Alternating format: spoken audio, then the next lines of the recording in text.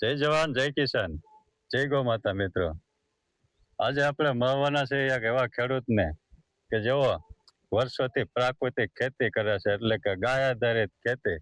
આપણે જોઈએ છીએ કે અત્યારે એમ કહેવાય કે દિવસે ને દિવસે રાસાયણિક ખાતરના અને દવાના ભાવ વધે છે, અને ભાવ તો વધે જ છે, પણ સાથે સાથે આપણે ખેતીમાં એટલું બધું નુકસાન થાય છે. તો અત્યારે આપણે જોઈએ ઘણા ખેડૂતો છે એ પ્રાકૃતિક ખેતી કરે છે. તો ચાલો મળે એમને અને જાણીએ એમની જ પાસે કે જેમને સરગવાનું વાવેતર કર્યું છે, તો એની થોડીક માહિતી લઈશું આપણે, અને થોડી માહિતી લઈશું પ્રાકૃતિક ખેતીની. તો રામ રામ રમેશભાઈ. રામ રામ. તો રમેશભાઈ, પહેલા તો તમારો પરિચય આપી દો. મારું નામ ચૌહાણ રમેશભાઈ નાનજીભાઈ, ગામ ચિરોડા, તાલુકો ચોટીલા, જિલ્લો સુરેન્દ્રનગર. બરાબર. મોબાઈલ નંબર છે 9678293237. બરાબર. આપણે 3 વર્ષથી ઓર્ગેનિક ખેતી કરીએ છીએ. બરાબર છે. અને સરગવાની આ 2 સાલથી કરી છે, 15/5/25 થી. બરાબર છે. હવે રમેશભાઈ, આપણે સરગવાની જ વાત કરીએ. બરોબર. આ તમે કટિંગ કર્યું છે, બરોબર. તો આ કટિંગ કરવું આપણે અમુક ખેડૂતો છે એ વાવતા હોય છે, વારંવાર વાવતા હોય છે, એટલે કે આ કટિંગમાં અને વાવવામાં કઈ તફાવત રહે કે આપણે કટિંગ કર્યું હોય, બરોબર, તો કટિંગ કરવાથી આપણે સારો થાય કે ફરી વાર વાવી તો સારો થાય? કટિંગ કરવાથી મેન વસ્તુ તો એની એક તો પ્રથમ ફૂટ વધારે આવે, બરાબર, અને ફ્લાવરિંગ વધારે આવે. બરાબર. જેમનું થડ મજબૂત એમ એનો ગ્રોથ વધે. બરાબર. અને મૂળ જે તળિયેથી જે વિકાસની જે વસ્તુ જોતી હોય, મૂળ સારું હોય તો વસ્તુ લઈ શકવાની છે, ને નાનો છોડ હોય તો વિકાસ શું કરીએ નથી એટલું બધું થવાનું. એટલે મેન વસ્તુ કટિંગ કરવાનું કારણ. બરાબર છે. હવે આપણે સરગવામાં આપણે તમે તો પ્રાકૃતિક ખેતી કરો છો, તો આપણે એની વિશે થોડું જણાવો કે અત્યારે એમ કહેવાય કે ખર્ચા આપણે દવા ખાતરમાં રાસાયણિક ખેતી કરતા એમાં વધે છે, તો તમે આ હરગવાની ખેતીમાં એમ કહેવાય કે કઈ કઈ દવાનો ઉપયોગ કરવો છો? હું જો 10 પ્રમાણે અલગ બનાવું. બરાબર. એ જયારે શિયાળામાં છે અથવા અડધા ચોમાસા પછી, કારણ કે અત્યારે બધું 10 પ્રમાણે ન મળે, અત્યારે ન થાય, બરાબર. અને એક્સપાયર થઈ જાય એટલે એ રાખતો નથી. બરાબર. એટલે અત્યારે મોલો મસી માટે હું હિંગ, હળદર ને અજમો, બરાબર, અથવા તો રાય છે, અને ગૌખળ, અને ડુંગળીનો અર્ક, આ 3 વસ્તુનો ઉપયોગ કરું. બરાબર છે. મછલી છે, નાની ઈયળો ત્યાં સુધી ઉપાડી. બરાબર છે. એટલે કે હરગવાની ખેતીમાં તમે કોઈ રાસાયણિક દવા કે ખાતરનો ઉપયોગ કરતા નથી? બરાબર. હવે આપણે ફ્લાવરિંગમાં છે કે વધ માટે છે, એમાં એ દવાનો કઈ કઈ ઉપયોગ કરો છો? એના માટે તમારે 100 ગ્રામ ગોળ અને 250 ગ્રામ દેશી ગાયનું દૂધ. બરાબર. 6 થી 8 દિવસે છંટકાવ કરવાનો. પછી તમારે 5 છોડ મૂકી દેવાના, એટલે તમને ખ્યાલ આવશે કે કેવું રિઝલ્ટ કેવું મળ્યું. અને કોઈ પણ મોલ હોય એવું નહીં સરગવો. બરાબર. હવે આમાં તમે હરગવાનું વાવેતર કર્યું છે, એમાં જગ્યા રાખી છે, તો વૈસે તમે આમાં બીજું વાવેતર કરી શકતા હશો? હા, થઈ શકે. જાર છે, કપાસ છે, તમે કોઈ પણ મોલ વાવે તો વાવી શકો.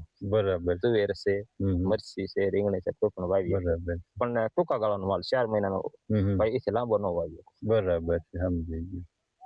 હવે આમાં તમે પિયત કઈ રીતના આપો છો? કે આમાં તમે ટપકથી આપો છો કે ધોરિયેથી પાવાનું?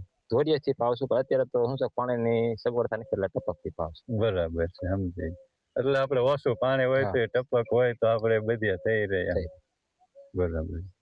તો આપણે અન્ય ખેડૂતોને કહીશું કે આપણે હરગવાની ખેતી છે કે અન્ય ખેતી છે, તો આમાં આપણે ખર્ચામાં કેટલો ફેર? આપણે જોયું છે રાસાયણિક ખાતરમાં તો દવામાં છે ખર્ચો એટલો આવે, તો આમાં આપણે તમારે કેટલો ખર્ચો થાય આપણે પ્રાકૃતિક ખેતીમાં? મજૂરી થાય, ખર્ચો લાંબો નથી થતો. મહેનત કરવી પડે. મહેનત વગરનું તો કઈ છે જ નહીં. બરાબર. એટલે ખર્ચામાં ગણીએ તો આમ કહેવાય કે આપણે નીપજ ઓછી આવી હોય તો આપણે ખર્ચો ન થાય એમ, એટલે એક મોટો ફાયદો. મેન વસ્તુ શું છે કે આમાં મહેનત વધારે જોઈએ. બરાબર. મહેનત તો ગમે એમાં કરવી જ પડે. આપણે તમે કીધું અમુક ખેડૂતોને મહેનત કરવી નથી, એમ તક તૈયાર દવા લઈ આવે ને છાંટી દેવી, પછી આપણે ખર્ચા વધે છે, કેવું થાય. આપણે હરગવાની ખેતીની વાત કરીએ, બરોબર, તો વેચાણમાં આપણે ભાવ કેવા મળે? સરેરાશ વાત કરીએ તો એ તો શાકભાજીમાં છે ચડી ઉતર થતી હોય. ચડી ઉતર થાય. આમાં અંદાજે આમ કેવા ભાવ મળે? જો નવરાત્રી આજુબાજુ શરૂઆત થઈ જાય હમ.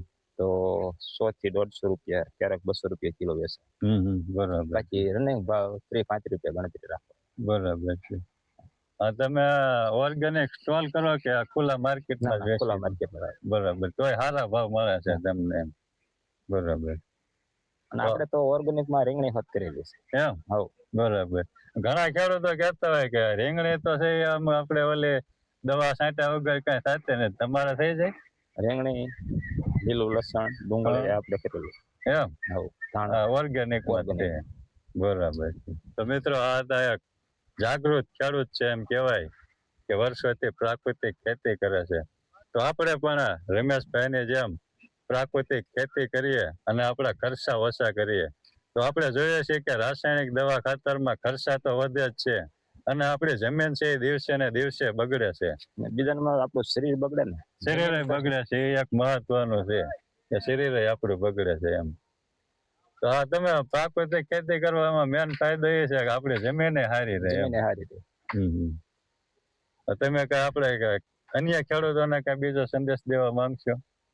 સંદેશમાં સાહેબ હું તો કહું છું કે ભાઈ જેટલી બને એટલી ઓર્ગેનિક ખેતી કરવાની. જાજી તમારે ન થાય હોય તો હું તો એવું કહું છું કે તમે ઘર પૂરતી પેલા ટ્રાય કરો. હા, બરોબર છે. હા, ઘરે તમે ઓર્ગેનિક માં જોજો, અને પછી રાસાયણિક ની દવા, પછી તમારે બે નું શાક બનાવતો હોય ભલે, કાશી વસ્તુ ખાવતો ભલે, તમને સ્વાદ તરફ એ તો કહી દઈશ. બાજરો હોય તો ભલે, ઝાર હોય તો ભલે. બરાબર. એવું નથી તો ખાલી સબ્જી ઓર્ગેનિક કરશો એટલે એનો સ્વાદ આવશે, બાકી કેમિકલ માં કોઈમાં સ્વાદ નહીં આવે. બરાબર. તો મિત્રો, આ હતા એક જાગૃત ખેડૂત છે. તો આજના વિડીયો બસ એટલું જ. મળીશું નવા વિડીયોમાં નવી માહિતી સાથે. જય જવાન, જય કિસાન, જય ગૌ માતા.